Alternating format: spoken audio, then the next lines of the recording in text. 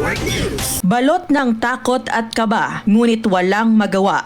Ito ngayon ang sitwasyon ng ilang Ilonggo na Overseas Filipino Workers o OFWs sa iba't ibang bansa sa Middle East ayon sa Iloilo Provincial Public Employment Service Office o PESO. Sa interview ng RMN Iloilo kay Provincial PESO Head Dr. Cynthia Dario, ipinahayag niyang mailan ng mga pamilya ng OFWs na tumatawag sa emergency hotlines ng ahensya upang ipaalam ang sitwasyon ng kanilang kaanak abroad na natatakot sa halos walang humpay na pagsabog, ngunit hindi naman makalabas sa kanilang shelter para makauwi sa Pilipinas. Ayon kay Dario, nahanda silang tumulong sa naturang OFW sa pamamagitan ng pakikipag-ugnayan sa national government agencies at sa mga embahada ng Pilipinas sa Middle East. Anya na mananatili ring bukas ang mga emergency hotlines upang agad na masagot ang paghingi ng tulong ng mga Ilonggo OFWs. Dagdag pa ng opisyal na handa ring magbigay ng tulong si Governor Arthur Defensor Jr. sa naturang mga Ilonggo kung makauwi na ang mga ito sa Iloilo dahil may mga programa rin ng provincial government para sa kanila. Sa datos ng PESO Iloilo Province, mayroong 128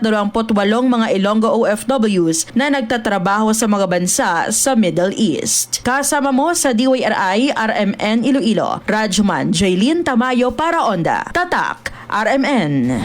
RMN Network News. RMN Network News.